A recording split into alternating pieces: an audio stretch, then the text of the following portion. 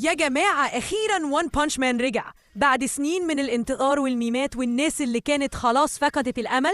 الحلقة الأولى من الموسم الثالث نزلت، بس السؤال اللي كل الناس بتسأله دلوقتي هو هل كانت تستاهل الانتظار؟ ولا فعلاً زي ما البعض بيقول إنها كويسة بس مش عظيمة زي زمان؟ لما نبدأ التحليل، لو أنت فعلاً من عشاق سايتاما وجارو دوس لايك بسرعة واشترك في القناة، لأن عندنا النهاردة تحليل ناري وهنفكك الحلقة جزء جزء ونشوف هل فعلاً وان بانش مان راجع بقوة ولا لأ. خلاص؟ تمام؟ يلا بينا نبدأ. بص يا جماعة، خليني أكون صريحة جداً من الأول. الحلقة الأولى من الموسم الثالث كانت كويسة جداً، وأنا شخصياً استمتعت بيها. يعني مش من النوع اللي يخليك تصرخ واو بعد أول 3 دقايق، بس فعلاً تستحق المتابعة. كنا اتكلمنا قبل كده عن الجودة البصرية، واللي أقدر أقول عليه دلوقتي إنها فعلاً اتحسنت على الموسم الثاني. الآرت أنضف، الكالر جريدنج رايق، والمشاهد بقت فيها عمق أكتر. بس هل نقدر نقول إن البداية كانت أقوى من افتتاحية الموسم الثاني؟ لأ، مش بالظبط. خلينا واقعيين كده، كلنا كنا عارفين إن أول حلقة هتكون مليانة كلام وتحضير للآرك الجديد، فما كنتش متوقعة أكشن خرافي ولا لقطات قتالية مجنونة. إن في ناس متفاجئة وبتقول فين القتال؟ يا جماعة، هي أول حلقة يعني محدش هيولع من أول ثانية، بس فعلاً بسبب إن مفيش معارك الحلقة حسيتها شوية تقيلة في النص، زي ما تكون بتتفرج على مانجا ملونة أكتر من إنها أنمي متحرك. بس من ناحية الإنتاج الموضوع منطقي جداً. استوديو واضح إنه حافظ الطاقة والميزانية للحلقات اللي فيها مواجهات تقيلة بعدين، وده قرار ذكي من وجهة نظري. بس في نفس الوقت لازم نعترف بحاجة مهمة، الحلقة الأولى من أي موسم المفروض تسيب انطباع قوي، وده اللي الحلقة دي ما عملتوش 100%. واللي زاد التين بلة إن الأرك ده طويل جدا في المانجا، يعني لو فعلا هيحاولوا يغطوا كل مشهد بالتفصيل إحنا ممكن نستنى موسمين كمان قبل ما نوصل لمواجهة سايتاما ضد جارو. فخلينا واقعيين، لو نهاية الموسم ده هتكون سايتاما ضد اوروتشي يبقى لازم نوصل للنقطة دي بسرعة، خصوصاً إن 12 حلقة مش رقم كبير أبداً. باختصار كده، الحلقة الأولى كانت تحضيرية مش حماسية، بس فيها بوادر حلوة جداً بتقول إن اللي جاي هيكون جامد. يعني كبداية مش أفضل حاجة، بس كتمهيد تمام جداً. لو هنقارن الحلقة الأولى من الموسم الثالث بالحلقة الافتتاحية من الموسم الثاني، فالوضع مثير جداً للنقاش.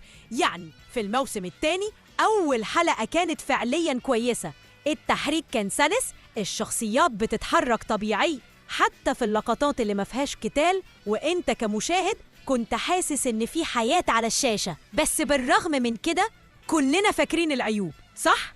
الارت وقتها ما كانش حلو خالص، والتفاصيل كانت ساعات باهتة كده، بس كمجمل كانت بداية مقبولة. اللي ضايق الناس فعلا هو ان لما جينا بعدين لمعارك ضخمة زي سيريو ضد سايتاما الانيميشن وقع حرفياً. يعني القتال اللي المفروض يكون من أضخم لحظات الموسم اتحول لمشاهد تحريك بسيطة جدا تخليك تقول يا ريتهم كانوا وفروا شوية من الحلقة الأولى عشان اللحظة دي. وده بيوصلنا للي بيحصل دلوقتي في الموسم الثالث. الموسم ده يا جماعة مليان معارك، يعني من أول الآرك لآخره في ضرب وحوش وأبطال بيقعوا واحد ورا التاني، فمنطقي جدا إن استوديو يقرر يوفر الطاقة والميزانية للحلقات اللي فيها معارك كبيرة فعلا. محدش حتى استوديوهات الكبيرة زي مابا أو يوفو تيبل يقدر يحافظ على مستوى أنيميشن خرافي طول الموسم، خصوصا لو كله أكشن. فأنا شايفة إن اللي عملوه هنا كان حركة محسوبة. الحلقة الأولى كانت أهدى شوية، ما فيهاش أكشن مجنون، بس الهدف منها تمهيد الطريق للمعارك اللي جاية، وده في رأيي مش غلط. بس كحلقة افتتاحية ممكن تكون كانت محتاجة شوية سبارك أكتر. يعني ببساطة كده لو الحلقة دي كانت في نص الموسم محدش كان اشتكى خالص، كانت هتبقى بيرفكت كتحضير بين معركتين كبار. بس علشانها أول حلقة ناس كتير حسوها فترة شوية، خصوصاً لو قارناها بالهايب اللي وان بانش مان دايماً بيبدأ بيه. مفيش ضرب وتنطيط كتير زي ما تعودنا، بس بدل الكاميرا وهي بتلف حوالين الشخصيات الرسومات كانت زي السكر المظبوط، الخطوط واضحة، الألوان مشبعة، وكل حاجة مترتبة على بعضها كأنك بتتفرج على لوحة فنية متحركة. يعني حتى مع إن معظم الحلقة ناس قاعدة تتكلم تحس إن كل حركة متعوب عليها. ولما ندخل على النص التاني مع شلة سايتاما هنا بدأ الدلع بجد. التحريك بقى أنعم والكاميرا جاية من زوايا جامدة، وكل تعبير على وش سايتاما وفريقه كان حقيقي ومضحك زي العادة. فبوكي تحديداً كان في شوية حركة كأن المخرج بيفكرنا بأيام زمان وسيزون 1 لما كانت كل لفتة جسمها بتخطف عينيك. حسيت فعلاً إنها ملكة المشهد بالطريقة اللي بتتحرك بيها وتتكلم، وكأن الأنيميشن بيقولك أنا هنا وهرجع لك الذكريات الحلوة. وما أقولكش على الشخصيات الجانبية زي نارينكي وفريق الحراسة بتاعه، حتى وهم ملهمش دور كبير التحريك بتاعهم كان محترم. شوية لمسات بسيطة خلتهم مش مجرد ناس واقفة على جنب، لا موجودين بجد في العالم ده. أما عن الموسيقى الجديدة لوستات فهي كانت فعلا أكتر حاجة حمستني. الموسيقى بتيجي في الوقت الصح فوقعتني في الجو. توقعت أسمع موسيقى متوسطة، لكن التراك كان جامد ومناسب كل لحظة. بس يلا نعترف، بعد 6 سنين انتظار أكيد توقعاتنا كانت في السما. كانت الناس كلها متلهفة على أكشن انفجارات وضربات سايتاما اللي بتخرج العين من محلها، وده بصراحة الحلقة الأولى ما قدمتهوش. لكن يا جدعان ما تستعجلوش، كلنا عارفين إن لسه قدامنا مشاهد حريقة مع أنيميتور زي أوكي اللي دايماً بيخلي الحلقات تولع.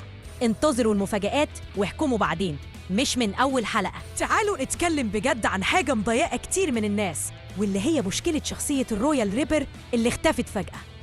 يعني إزاي واحد من أكتر الشخصيات المثيرة والجريئة اللي كان المفروض نشوفه وهو بيقتل الوحوش ويلعب مع فرقة نارينكي ويواجه جارو في معارك هجومية، ما شفناهوش خالص في الحلقة.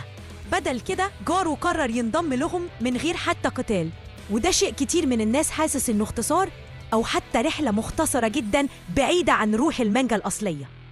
في ريدت في ناس كتير عبروا عن استيائهم وقالوا إن دي طريقة معيبة تخلي القصة تمشي بسرعة غير طبيعية، كأنهم بيقطعوا مشاهد مهمة عشان يركزوا فقط على المواجهة الكبيرة اللي جاية بين أوروكي وسايتاما. ولو تابعنا التعليقات هتلاقي إن الأغلبية قلقانة من إن معظم معارك فريق الدعم مع الوحوش على السطح هتتم حذفها، وده شيء مش منطقي بالنسبة ليهم، لأن المعارك دي دايماً هي اللي بتدي التشويق الحقيقي للأنمي.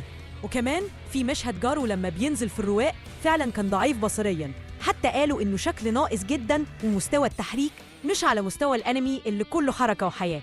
يعني صراحة الجولة دي محتاجة شغل أكتر بكتير. لكن من ناحية تانية الناس اللي بتتابع بتمعن شافت إن الريتم فعلاً مش سريع قوي، بالعكس هو أهدى من الموسم التاني في كتير من اللحظات.